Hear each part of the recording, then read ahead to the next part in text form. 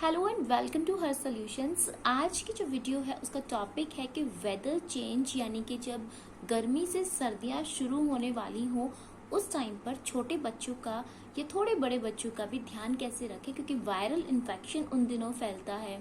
बच्चों को सर्दी बहुत जल्दी फैल जाती है या एक दूसरे के कांटेक्ट में आने से कोई इन्फेक्शन हो जाता है। तो ऐसे टाइम पे क्या क्या चीज़ें हैं जो हमें ध्यान रखनी है, आज उनके बारे में बात करेंगे। वीडियो को स्टार्ट करने से पहले आई रिक्वेस्ट, अगर आपको वीडियो हेल्पफुल लगती है तो प्लीज़ लाइक बटन हिट कर दीजिएगा। इसे ज़्यादा से ज़्यादा अपनी कम्युनिटी में शेयर कीजिएगा, क्योंकि जो भी पेरेंट्स हैं जिनके बच्चे अभी छोटे हैं उनको ये वीडियो बहुत हेल्प करेगा। और साथ ही चैनल को सब्सक्राइब कर लीजिए आने वाली बहुत सी इंफॉर्मेटिव वीडियो के लिए। सो स्टार्ट करते हैं। सबसे पहला जो टिप है आपको जो याद रखना है, that is planning before winters. आपको विंटर आने से पहले ही थोड़ी सी प्लानिंग करके रखनी है। आपके बच्चे के सर्दी के जो कपड़े हैं वो आपको अच्छे से चेक करने हैं कि कहीं ऐसे तो नहीं है कि कुछ कपड़े उसको छोटे हो गए, क्योंकि बच्चे इतनी जल्दी ग्रो कर जाते हैं। तो ये सब आपको पहले से तय करके रखना है कि कपड़े उसके कोई छोटे ना हो गए हों या कोई कपड़ा उसका ऐसा ना हो जो अब पहनने लायक नहीं, बच्चा बहुत पुराना हो गया है, उसकी वार्मथ खत्म हो गई है।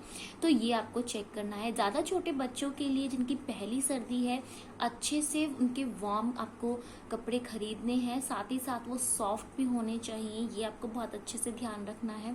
दूसरी चीज़ आप इसमें ध्यान रख सकते हैं कि कौन सा ऑयल आपके बेबी के लिए सर्दी में मसाज के लिए दी बेस्ट रहेगा, क्योंकि सर्दियों में आप जिस ऑयल से मसाज करें वो आपके बच्चे को वार्मथ भी देना चाहिए और उसकी बॉडी को जो मसल्स को जो स्ट्रेंथ मिलती है वो भी देना चाहिए। साथ ही साथ वो बच्चे की इम्यूनिटी को भी बूस्ट करना होना चाहिए। मैं जो नीव के लिए ऑयल यूज़ करती हूँ स्पेशली सर्दियों में, वो होममेड होता है। उसकी रेसिपी बहुत जल्दी मैं चैनल पे शेयर करूँगी आपके साथ, तो आप उस ऑयल से भी अपने बेबी को सर्दी में मसाज दे सकते हैं। तीसरी चीज़ यहाँ पर आपको ये ध्यान रखनी है कि जो भी ज़रूरी मेडिसिन हैं, जैसे अगर बच्चे को फीवर हो गया या कोल्ड हो जाता है या खांसी हो जाती है, तो इनके लिए उसके पीडियाट्रिशियन से पहले ही कंसल्ट करके कुछ दवाइयाँ आपको अपने पास रखनी है। ये बात हो रही है जो थोड़े बड़े बच्चे हैं उनके लिए।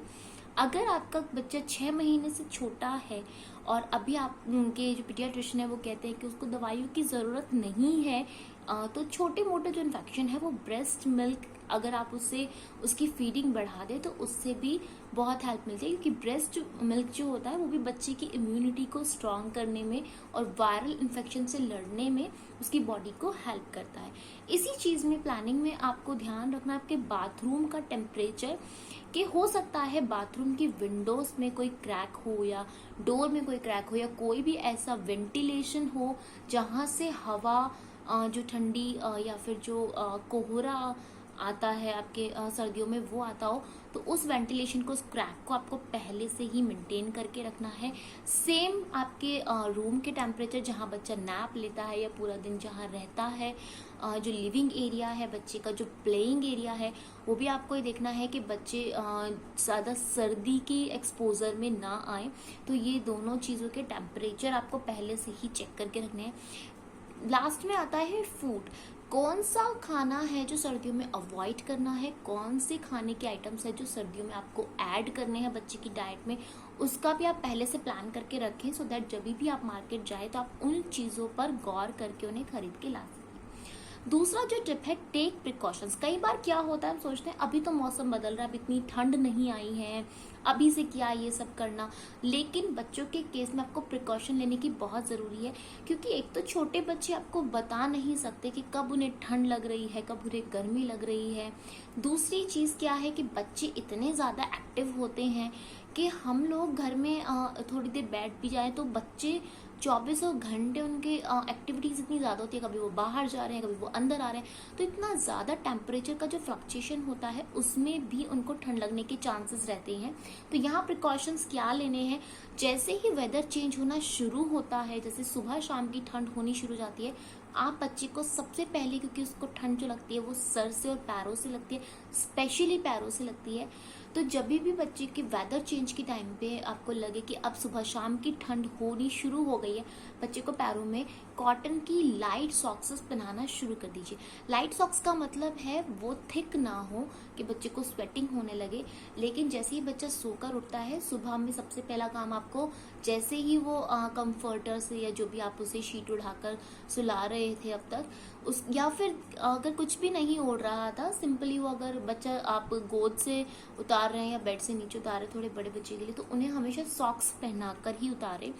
दूसरी चीज यहाँ पर आपको ध्यान रखें, वेदर चेंज होने से पहले ही आपको बच्चे के फुल स्लीव्स की टी शर्ट्स एंड ट्राउजर्स जो फुल लेंथ के हों वो ला के रखने हैं, सो दैट वेदर चेंज के टाइम पे आपको थ्रू आउट द डे बच्चे को फुल स्लीव्स और ट्राउजर्स में ही रखना है, क्योंकि वेदर चेंज के टाइम पे कभी भी ठंडी हवा चल जाती है, कभी भी एकदम से गर्मी हो जाती है।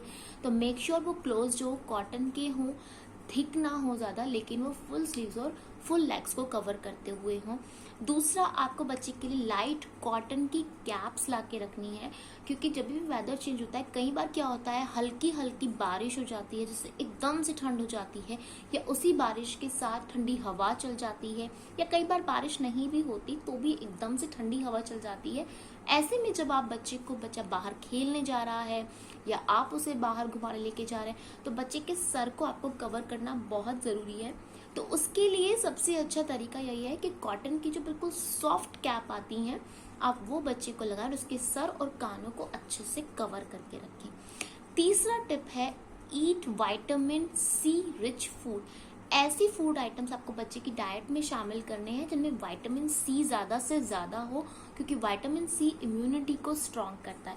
तो अगर आपका बच्चा 6 महीने से छोटा है, तो जितना भी वो अभी तक ब्रेस्ट फीड करता था उसकी उस फीडिंग को 2 से 3 फीडिंग और बढ़ा दें, क्योंकि ब्रेस्ट मिल्क भी एक बहुत अच्छा सोर्स है इम्यूनिटी बूस्टर की तरह जो काम करता है।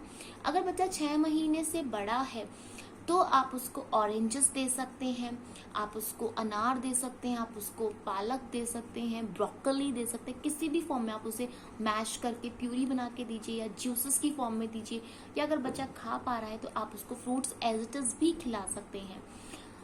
आपको दूसरा काम क्या करना है, अगर आपका बच्चा 8 महीने से बड़ा है तो आप उसको तुलसी की पत्तियां भी अच्छे से, या तो उन्हें पानी में उबाल लें, 3 से 4 पत्तियां बहुत रहेंगी, या तो तुलसी लीव्स को पानी में उबाल लें, वो पानी 1 से 2 चम्मच बच्चे को पिला दें, या फिर आप उस बच्चा अगर च्यू कर पा रहा है तो थोड़ा सा उनको आप घिस लें, थोड़ा सा उनका जो रस है वो निकल जाना चाहिए, थोड़ा सा उनको ऐसे कस के किसी भी तरह से हल्का सा रस निकल जाए, सो दैट बच्चा उन्हें अच्छे से चूस ले और रस उनका अंदर चले जाए।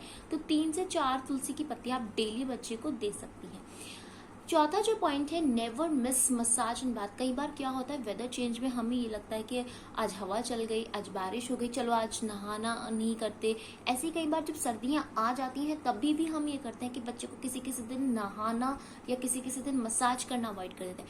मसाज सर्दियों में दी मोस्ट इम्पॉर्टेंट चीज़ है जो आपको करनी ही करनी है, क्योंकि मसाज से बॉडी में वार्मथ आती है और ऑयल बॉडी में जाके बॉडी की इम्यूनिटी को बूस्ट करता है, जिससे उससे इन्फेक्शन से लड़ने की ताकत मिलती है।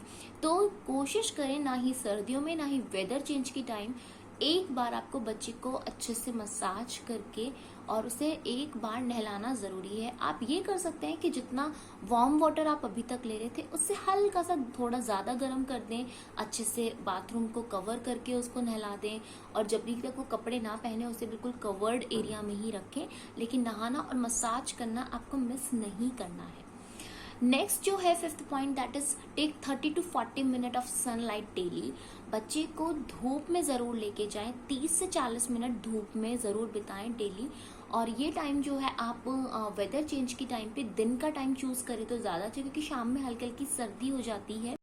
तो सुबह के 12 बजे से पहले की 10 से 12 के बीच की धूप बहुत अच्छी होती है, तो वो बच्चे को ज़रूर आप उसमें लेकर जाएं और 30 से 40 मिनट बच्चे को धूप में खेलने दें। लेकिन आपको ध्यान रखना है, बच्चे को धूप में ले जाने से पहले आपको उसको अच्छे से सनस्क्रीन ज़रूर लगाना है, वरना बच्चे की जो नाजुक स्किन है वो धूप से झुलस सकती है। नेक्स्ट जो है पॉइंट वो है avoid over exposure to air. इन दिनों जब वेदर चेंज हो रहा होता है बहुत ही ड्राई एयर चलती है, जिससे बच्चे के जो हाथ और पैर हैं उसकी स्किन, उसके फेस की स्किन, स्पेशली उसके लिप्स एंड चीक्स जो है वो बहुत ड्राई हो जाते हैं, कई बार वो फटने शुरू हो जाते हैं। तो इससे में आपको ये ध्यान रखना है कि बच्चे को इस तरह से कवर करके फुल स्लीव्स के कपड़ों में रखें और अच्छे से उसकी स्किन को मॉइस्चराइज करके सनस्क्रीन लगाकर ही आप बाहर निकलें, सो दैट धूप से उसकी स्किन पे कोई असर ना पड़े, उसके हवा से उसकी जो बॉडी है उस पर कोई असर ना पड़े। एंड लास्ट जो इम्पॉर्टेंट चीज़ है that is take all the vaccination at proper time. कोई भी वैक्सीन आपको किसी भी एक्सक्यूज, किसी भी बहाने से स्किप नहीं करना है, लेट नहीं करना है, क्योंकि अगर आप चाहते हैं कि बच्चे की इम्यूनिटी भी ठीक रहे, वो इन्फेक्शन से फाइट भी कर सके और उसकी ग्रोथ भी ओवरऑल अच्छे से हो, तो वैक्सीनेशन टाइम पे लेना बहुत ज़रूरी है। जब भी आपका वैक्सीनेशन स्केड्यूल्ड है आप कोशिश करें कि उसी टाइम पर उसे लगवाएं। अगर आपका थोड़ा बहुत टाइम इधर उधर हो रहा है तो आप उसकी पीडियाट्रिशियन से या जहाँ भी आप वैक्सीन्स लगवाते हैं वहाँ कंसल्ट करके एक बार ज़रूर चेकआउट करें कि इस वैक्सीन को लेट करने के कोई साइड इफ़ेक्ट्स तो नहीं है। सो ये थी वीडियो मेरे अपने एक्सपीरियंस पे, जो मैं नीव के साथ वेदर चेंज के टाइम पर ज़रूर से अप्लाई करती हूँ ये टिप्स, और इन टिप्स से मुझे इतनी फ़ायदा मिला है कि उसकी पहली सर्दियाँ जो थी वो बहुत ही स्मूथली गई हैं। वो हार्डली एक बार उसको थोड़ी सी प्रॉब्लम हुई थी सर्दी से कि उसकी नाक बंद हो गई थी, थोड़ी सी खांसी हो गई थी, जो कि मेरे हिसाब से एक बार थोड़ा सा बीमार होना ज़रूरी भी होता है, इससे इम्यूनिटी स्ट्रांग हो जाती है। लेकिन ऐसा कुछ नहीं हुआ कि जिसमें पहली सर्दी में बच्चे बहुत परेशान होते हैं, कई बार बीमार पड़ते हैं, पहली सर्दियाँ बहुत खतरनाक होती हैं। ऐसा टचवुड मेरे साथ कुछ नहीं हुआ, क्योंकि मैंने ये टिप्स बहुत स्ट्रिक्टली फॉलो किए थे नीव के साथ। होप आपको भी ये वीडियो पसंद आई होगी और होप ये आपके बेबी के साथ भी हेल्प करेगी। ये वीडियो सिर्फ छोटे बच्चों के लिए नहीं है, उन सब बच्चों के लिए है जो बाहर खेलते हैं। आप कह सकते हैं 7 से 8 साल तक के बच्चों पर ये पॉइंट्स जो हैं अप्लाई होते हैं। So thank you so much, bye bye.